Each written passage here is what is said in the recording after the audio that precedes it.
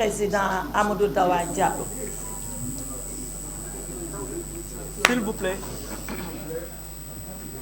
Je voudrais, comme il l'a dit, au nom du groupe parlementaire Takku Wallu Sénégal, vous remercier d'être venu, mais surtout, permettez-moi, à titre personnel, de remercier tous les collègues députés, membres de ce groupe qui m'entourent ici cet après-midi, et au-delà, remercier tous les responsables, particulièrement ceux de l'Alliance pour la République, dirigés ici par Sidiki Kaba, qui viennent assister à ce que nous sommes en train de faire.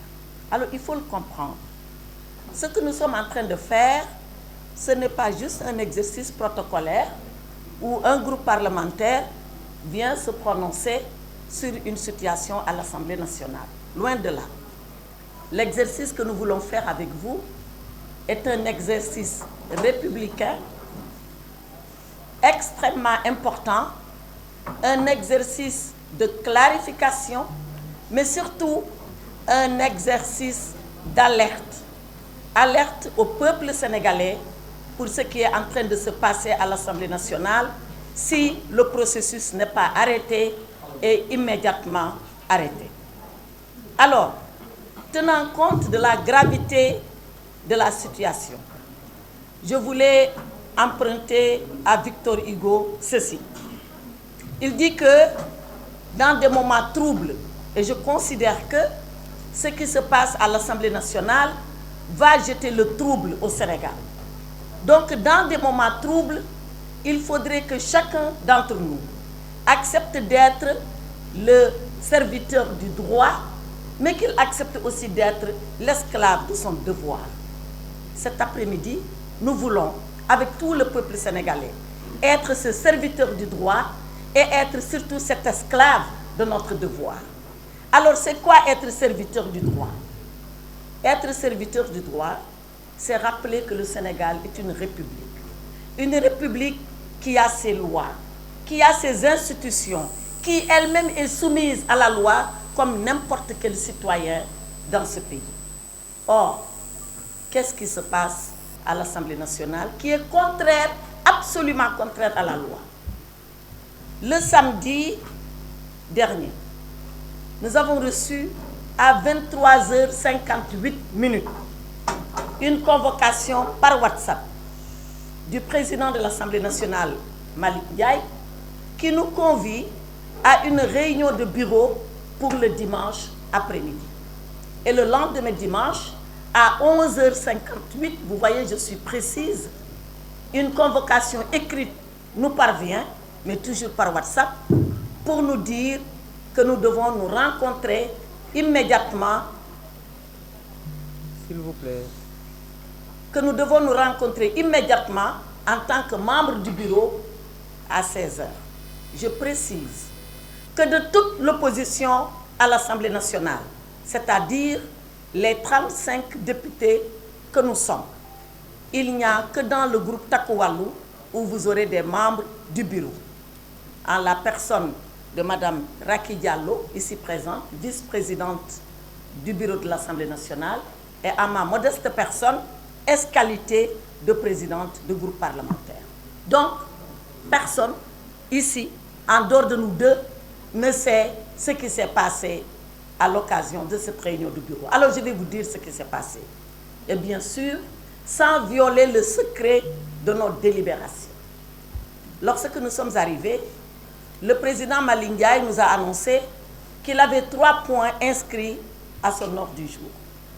Le premier point était relatif à ce qu'il a appelé une instruction générale du bureau.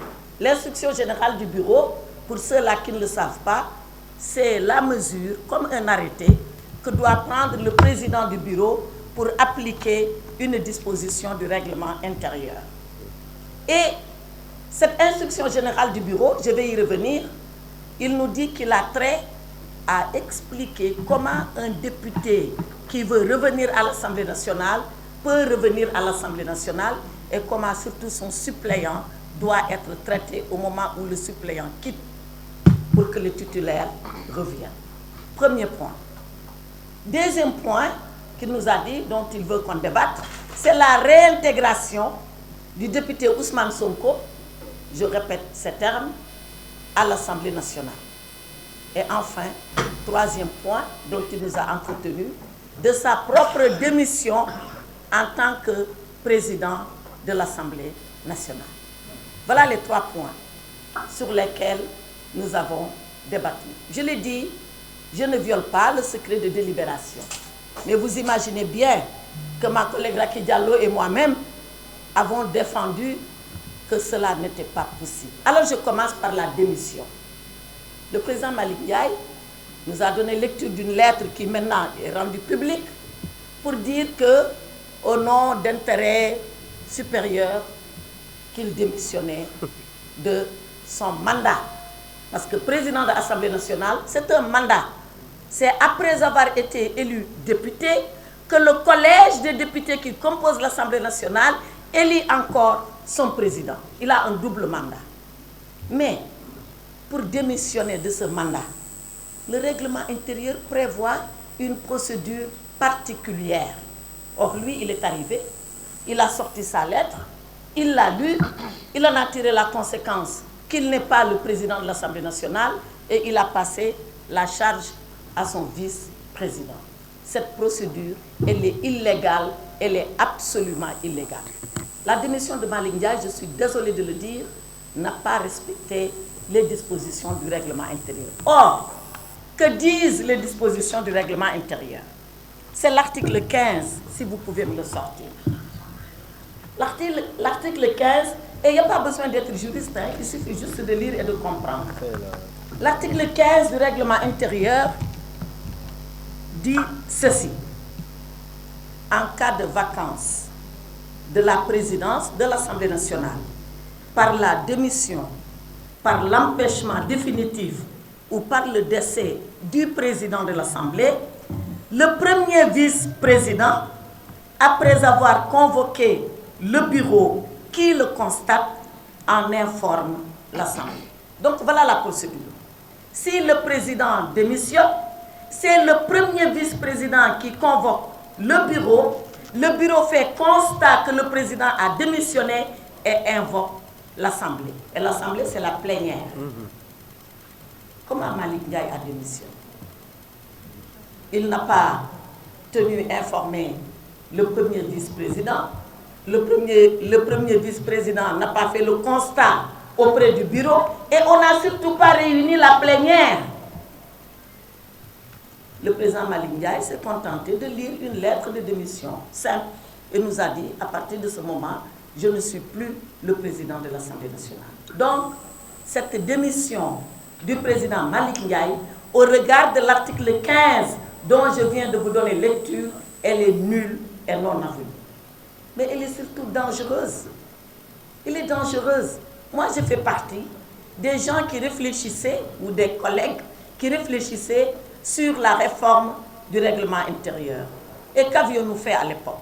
À l'époque, on avait conféré au président de l'Assemblée nationale un mandat de 5 ans pour éviter l'instabilité de l'institution. Rappelez-vous combien de présidents dans l'histoire du Sénégal ont été victimes de cette instabilité.